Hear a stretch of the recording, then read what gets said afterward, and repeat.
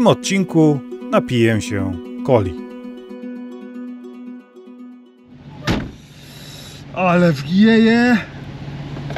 Wczoraj ponoć w ogóle był najmocniejszy wiatr od lat w tej argentyńskiej Patagonii. Ale odpocząłem w ciepełku, pod kołderką. Ale było miło. Naprawdę. Jedziemy dalej na południe słynną drogą numer 40. Niedaleko Tres Lagos, miasteczka, w którym zatrzymałem się na noc, droga odbija w kierunku El Chalaten i słynnej góry Fitzroy, która majaczy daleko na horyzoncie. Widać ją nawet z mojej drogi. Mój dzisiejszy cel tym razem jednak jest trochę dalej. To miasto El Calafate i znajdujący się 80 km za miastem słynny lodowiec Perito Moreno. Wiatr znowu testuje 24 konie mechaniczne malucha. Od wielu kilometrów jadę pod wiatr. Czwóreczka, ale się męczy. Nie jestem w stanie się rozpędzić na tej czwórce, no męczy się strasznie.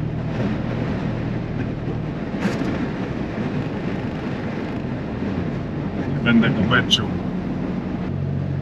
Rozpędziłem się trochę, ale mam wduszony gaz do oddechy i jadę 67 gdzieś, może 68.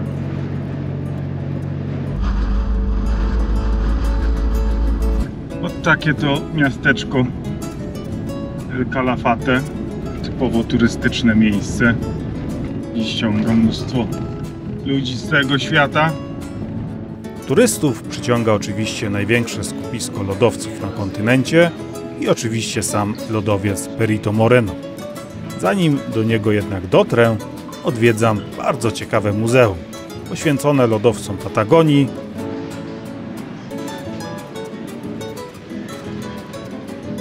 Trafiam tu do lodówki, by napić się coli.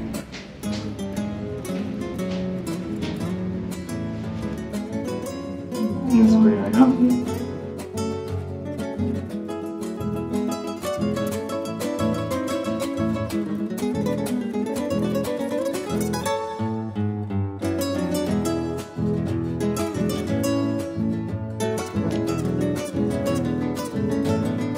Muchas gracias.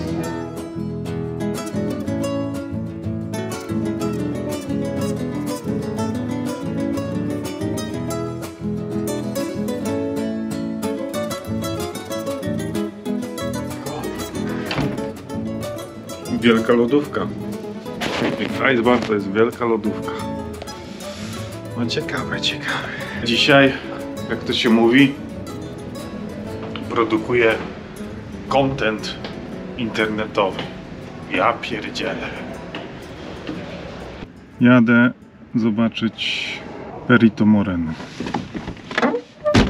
No jeszcze 9 km zbliżamy się. Ale tutaj turystów. Tutaj widać lodowiec. O kurde! Ale gigant. Widziałem już lodowce, ale naprawdę ten stąd naprawdę robi wrażenie. Wow, coś niesamowitego. Ale piękny. Niebieski lód, stary niebieski lód. Mieni się w słońcu. Ten język, Jezu, jaki wielki. Coś niesamowitego. Wow. Wow, wow, wow. Długi na 30 km, szeroki na 5 km, gruby miejscami na 170 metrów i od wieków nieustannie niby żywy organizm zmieniający się lodowiec hipnotyzuje. Stojąc przed jego wznoszącym się na 70 metrów ponad jezioro Argentyna czołem, wzbudza niepokój. Co ciekawe, jest jednym z nielicznych na świecie lodowców, który jeszcze nie topnieje, nie wycofuje się. Jest też jednym z najniżej położonych lodowców na świecie. Swą podróż zaczyna na wysokości 1500 metrów nad poziomem morza i kończy 1300 metrów niżej.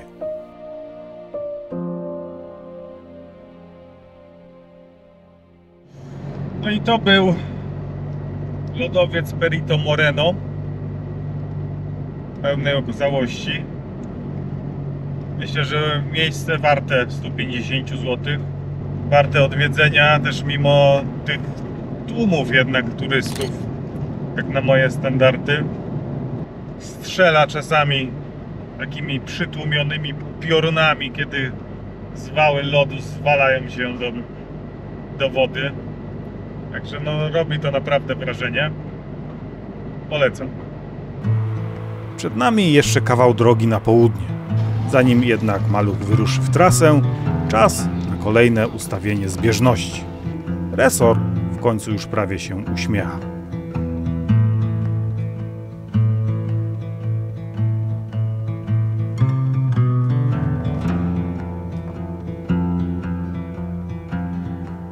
Wracamy na drogę 40. Wiatr znowu dopisuje, ale i widoki argentyńskiej Pampy też nie zawodzą. Po 200 kilometrach żegnamy się ze słynną argentyńską trasą, tym razem na dłuższą chwilę. I kolejny raz jedziemy do Chile, gdzie czeka malucha ambitna, jak na jego możliwości, droga przez widowiskowy park Torres del Paine. Mam nadzieję, że pogoda dopisze. Dobra, wyjechaliśmy z Argentyny. Tu mam to, tu mam to. O! Słońce wyszło. No jak wspaniale. Jak wspaniale jest wjechać do Chile, gdy słońce wychodzi zza chmur. Deszcz przestaje padać. Robi się pięknie, widno, słonecznie. Maluch, który teraz w Chile jesteśmy? Trzeci raz wjeżdżamy do Chile. Widziałeś, Krystian? Widziałeś? I to nie jest ostatni raz. To nie jest ostatni raz.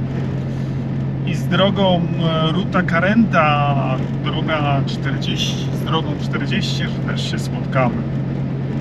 Park przed nami.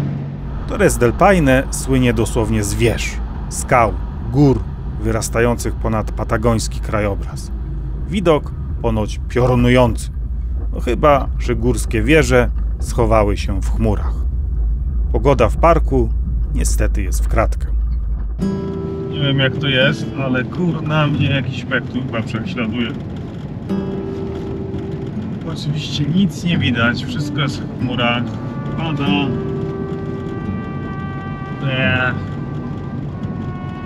Wszystkie szczyty naokoło są kryte gwiazdnymi chmurami. Wow! To jezioro ale ma kolor, no. O kurde. Coś niesamowitego. Zatrzymam się na chwilę, zrobię zdjęcie.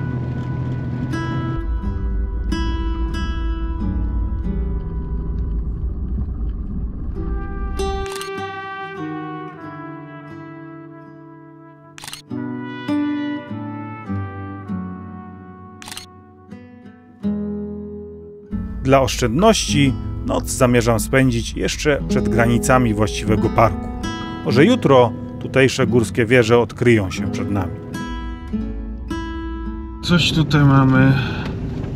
Jakieś refugio. 7 godzina. Zobaczmy. Co chodzi?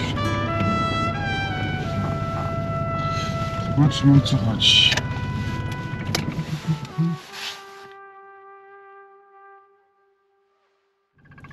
Dzień dobry. Zatrzymałem się tutaj w takim refugio tuż przed wjazdem do... Wczoraj na noc się zatrzymałem. Tuż przed wjazdem do parku Torres de Inis. Fajne miejsce. Zimno tylko było strasznie, bo w pokojach nie było grzane. Grzali tylko na korytarzu. No i teraz jadę, nie wiem, mam 50 może kilometrów przez park drogi. Przejadę tą drogą. Wczoraj pogoda była straszna, no dzisiaj jeszcze są chmury. Trochę się rozjaśnia, więc mam nadzieję, że te wierzchołki tutejszych wzgórz trochę się odsłonią. będę w stanie zrobić kilka zdjęć. Fajnie by było. No dobra.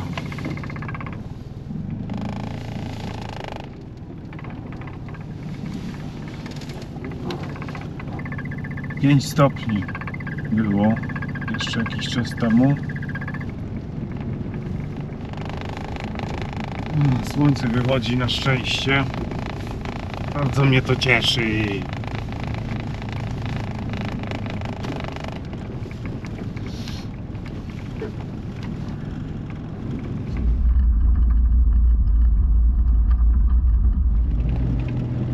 Park Nacional Torres del Paine.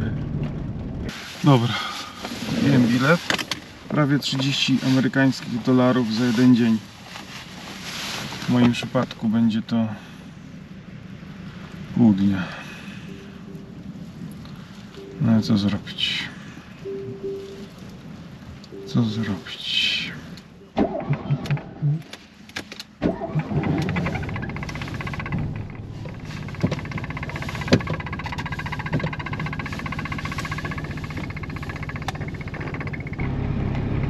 Mam nadzieję, że malucha nie popsuje na tych drogach parkowych.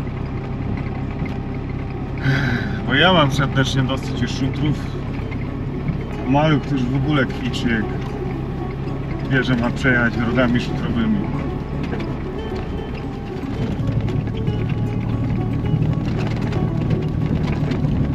No nic, pole.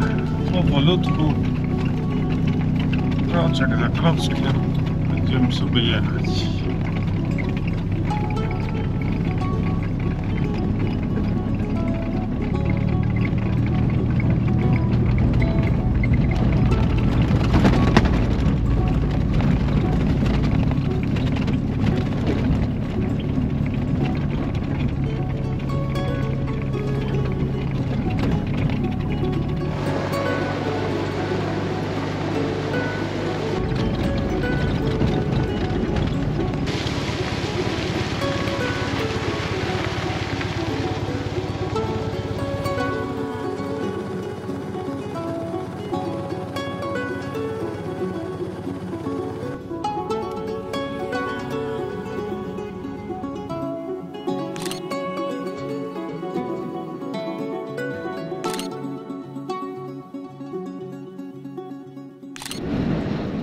Wiatr się zerwał.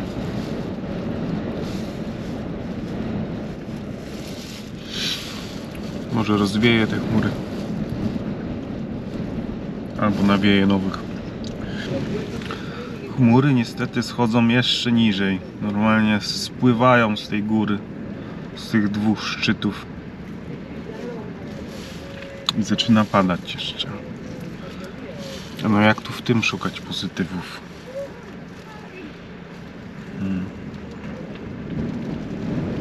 Jakieś trzeba będzie znaleźć, no.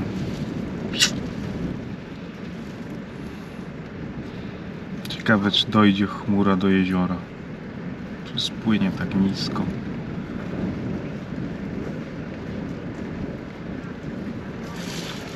Żal mi tych turystów, którzy tu przyjechali w to miejsce.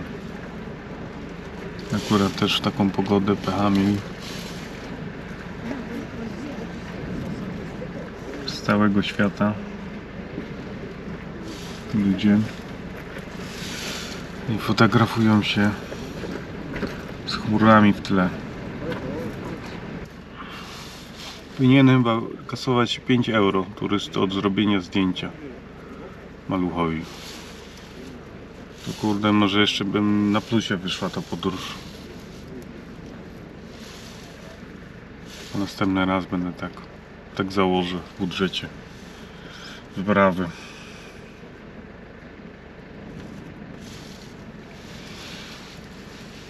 Jak wyskoczyła teraz 40 turystów z autokaru i minibusa. Powiedzmy 10 robi zdjęcie maluchowi. Nie robi jeziora zdjęcia ani góry, tylko maluchowi jako pierwszemu. No to 10 to już bym miał za taki postój 50 euro. I taki park jak ten, no takich postojów to jest kurczę pełno. Powiedzmy 10 bym takich znalazł i czyhał na takich turystów. Miał 500 euro. No chyba, żeby to byli ci sami turyści, którzy by śmiejali tym samym szlakiem, no to pewnie już nie.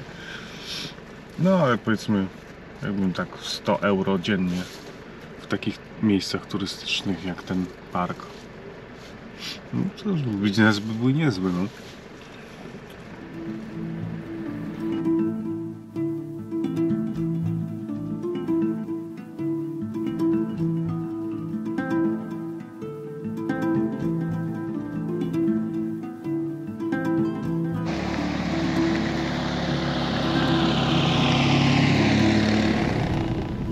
Zimno się zrobiło, cholera.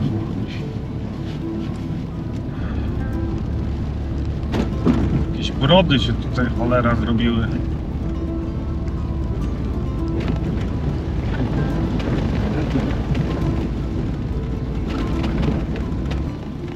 Znalazłem pozytyw. Pozytyw 1 na razie. Przynajmniej się nie kurzy. Haha. Nie kurzy się. Zajebiście, no nie kurzy się dzisiaj.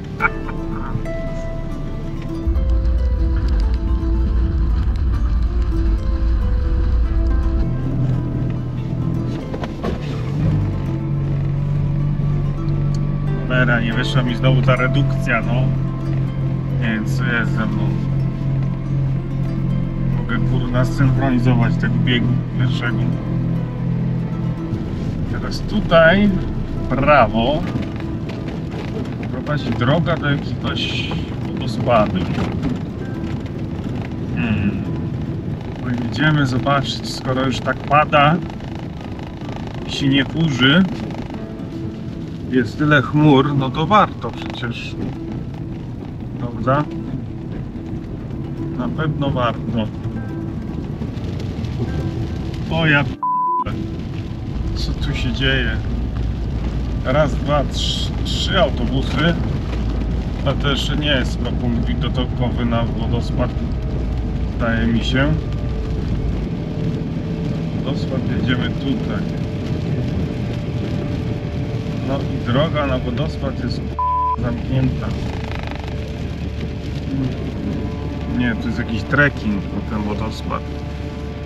No i powiem wam tak, poszedłbym na ten trekking, bo to jest naprawdę kawałek, 700 metrów, ale tak pada, że człowieka może strzelić i mam tu w dupie. Jadę stąd. Jak to się kiedyś mówiło, w pizdu. Ja. To ci się Fiedler wakacje udały, no. Kolejny raz. Kolejny raz masz wakacje, że hej, tutaj coś mi tam czasem skrzytnie w tej skrzyni, cholera. O ja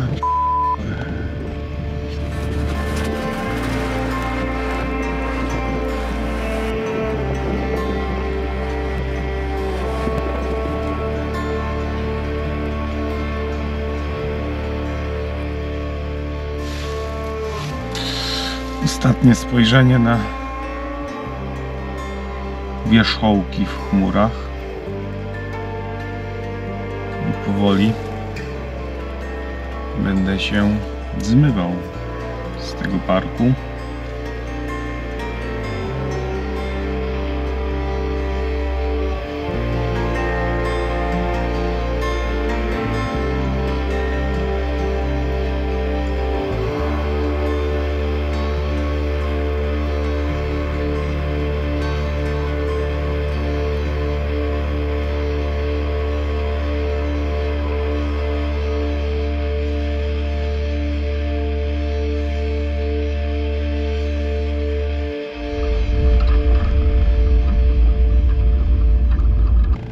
No dobra, no to wyjechaliśmy z parku. Park się nam nie pokazał z dobrej strony specjalnie. Niech się teraz droga pokaże. O, właśnie tak, asfalt. Ładny asfalcik i o to chodzi. Już sobie spokojnie jedźmy. Gdzieś tam. Nawet się ciepło zrobiło. Słońce wyszło. Park pozostaje w chmurach. Gdzieś tam daleko. Dalej droga numer 9, nazywana Ruta del Fin del Mundo, droga końca świata, w 2 dni ma doprowadzić mnie do Punta Arenas, skąd zamierzam przeprawić się na ziemię ognistą.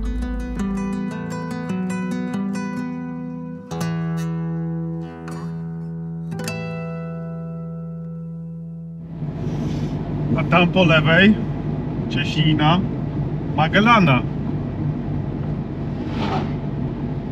przez którą będę się przeprawiać do Tierra del Fuego, do ziemi ognistej. Drzewa są niesamowite. Wyglądają tak, jakby je wiatr potargał. Dosłownie. Drzewa potargane wiatrem.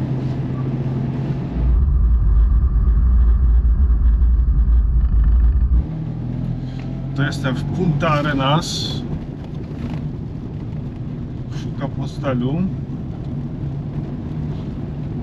Z Punta Arenas można się dostać na Tierra del Fuego, czyli ziemię ognistą, promem do miasta Porvenir. Z Punta Arenas latają też samoloty na Antarktydę. Taka ciekawostka. Stąd wszyscy śmiałkowie, którzy chcą dotrzeć na biegun, przybywają.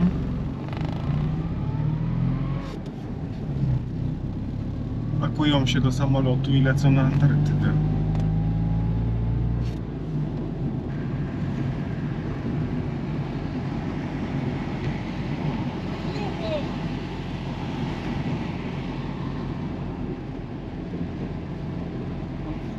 Oj, maluch. W Punta Arenas kupuję drona i ruszam na przeprawę przez cieśninę Magellana na ziemię ognistą. Do Porvenir dziennie pływają 2 promy. Łapię ten późniejszy, późnym popołudniem. Będziemy zjeżdżać teraz z promu. Z Punta Arenas do Porvenir, na ziemi ognistej. Tierra del Fuego! Dotarliśmy do Tierra del Fuego, maluch.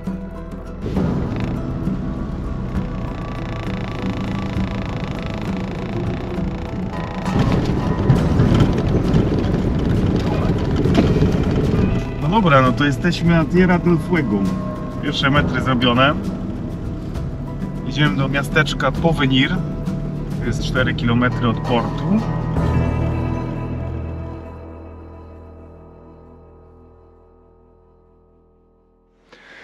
Dzień dobry. Jestem w miejscowości Porvenir w Chile, chilijskiej ziemi ognistej, chilijskiej części ziemi ognistej. No i mam mały problem. Coś mi wali z tyłu. Metal obija i myślałem, że zgubiłem poduszki pod skrzynią biegów.